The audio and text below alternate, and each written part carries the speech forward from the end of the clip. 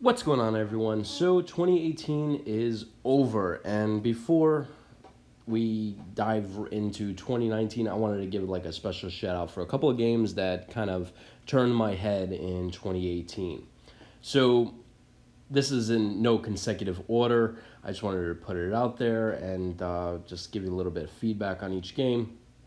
So the first game on my list is Afghanistan 11 Royal Marines.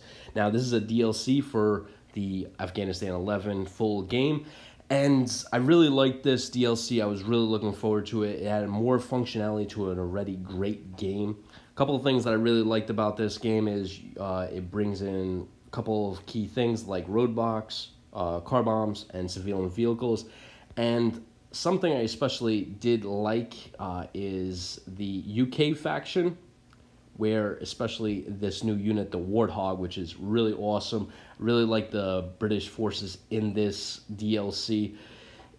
On top of all these new units, this new functionality into the game, it also added the voiceovers, which is a nice welcome change. You know, when I was playing Afghanistan 11, he had the American voiceovers, and just adding this British faction gave it a nice change of pace, little fresh coat of paint on there. So I did like that. It was available for both the Steam PC and the mobile platform for the iPad. So that is really awesome. I got to play it on. You get the choice of playing it on either platform, which is awesome. Really like it, and it's $9.99, so it's really affordable. I do highly recommend it if you have the original game, and if you don't have Afghanistan 11 yet, honestly, go pick it up. It's one of the games that I do highly recommend. This game right here basically puts you in the shoes of a battalion commander in the field, where you have to address a variety of issues, from winning hearts at mines, dealing with insurgents. It basically it gives you that modern combat immersion feel to it, and it's one of the best games I've played in years. So highly recommend it. My men are hard chargers. Lieutenant Ring and Gunny Highway took a handful of young fire pissers, exercised some personal initiative, and kicked ass. So another game that I wanted to give like a special shout out is the Anubis DLC for Battlestar Galactica Deadlock. If you're a fan of my videos, and if you listen to Single Malt Strategy, which is a podcast I do with Historical Gamer, I can't say enough about this game. I really love the Battlestar Galactica Deadlock, which is made by Black Lab Games. These guys made the best Battlestar Galactica game. I love it, and this DLC it takes it to a whole nother level. The reason being is they added a survival mode here, where basically, in essence, if you read this here on the screen right here, basically you're put in command of a military fleet, and your task is to lead civilian vehicles out of the combat zone back to Caprica. Basically, what this is you're basically put in the shoes of Adama, right? And your job is to safeguard the civilian fleet and outrun the Cylons that are chasing you. And you have limited resources, limited guns, limited missiles, and your job is to basically get them to safety, which is, in essence, what the new Battlestar Galactica series from the 2000s is. But this one is set up in the First Cylon War. A couple other things that I did like also about this DLC, it added 11 new skirmish maps. Now, prior to this, I think there was like 3 or 4. This added a whole cluster of maps to this game, which is awesome.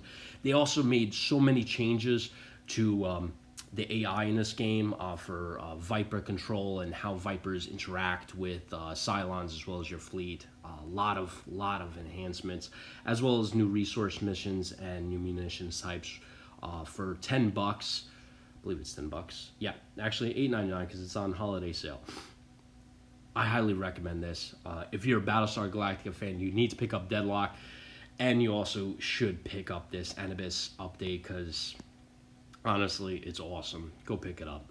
So say we all. So say we all. So say we all. So say we all. All right, next runner-up on the list. All right, next up is Strategic Command World War II World at War. Now, I really love this game. It came out in recently, I actually believe in December. I really like Strategic Command, the entire series. Fury Software has basically made a World War II game that you can play in a couple of days.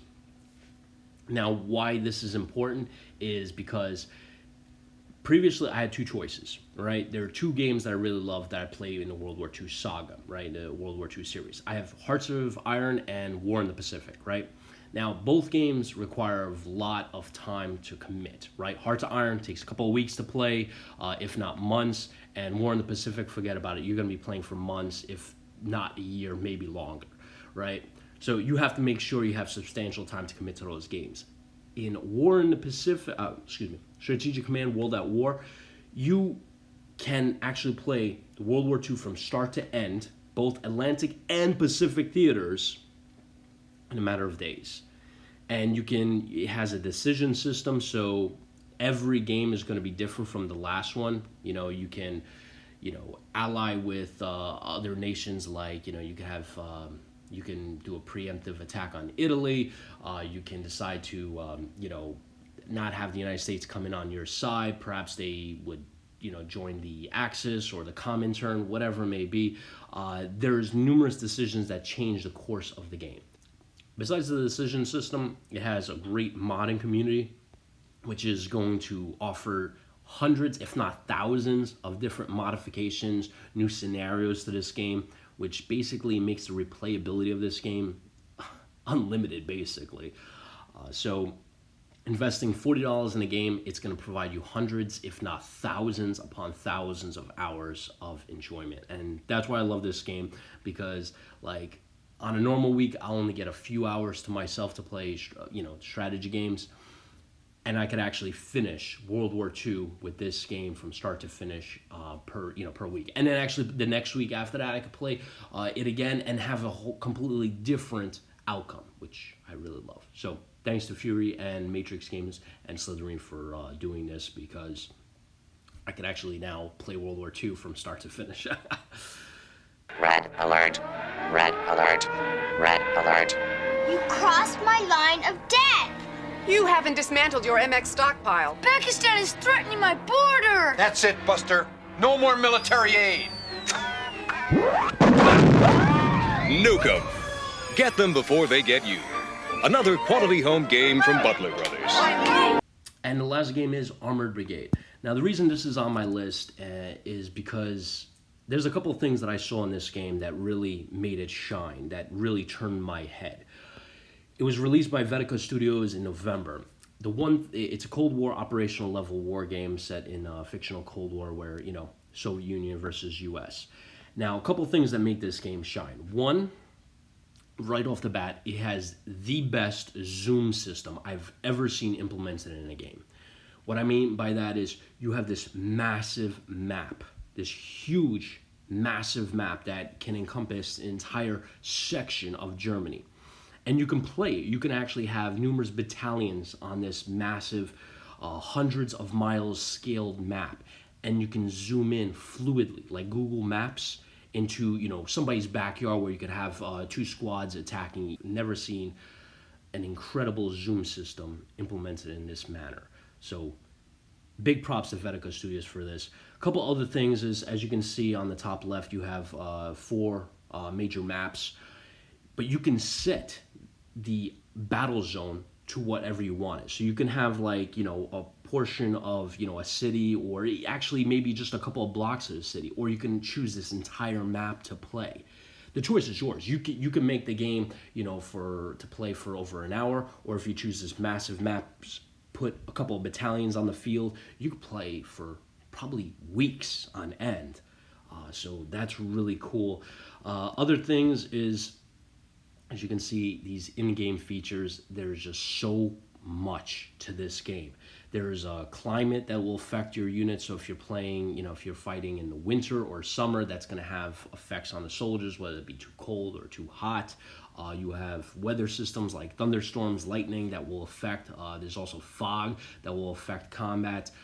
You have things like close air support, from planes to helicopters, rocket artillery, iron bombs, flamethrowers, napalm. I mean, forget about it. You have tons and tons of features in this game. and they're planning to implement a single campaign system, as well as more features down the line, which is gonna add so much replayability to this. Honestly, you're dropping $40 on this game. You're gonna be playing this 5 or 10 years down the road, and you're gonna look back and say, man, I just added 1,000 hours into this game that I spent for $40. I honestly think that's one of the best deals that I've seen in a long time. These games made me excited to play strategy games. So big props to Matrix Games, Slitherine, and the development studios like Vetica Studios, like Fury Software, Black Lab Games, and Every Single Soldier. You guys really made my 2018 shine. I really appreciate it. Thank you, and I really look forward to 2019. Panzer Corps 2. And there's going to be a lot of really amazing games coming out this year from other publishers like Paradox, as well as indie studios that I'm really looking forward to. So look forward to that. It's going to be an awesome 2019. Look forward to that. Catch you guys in the next one. See you then. 7, 6, 5, 4.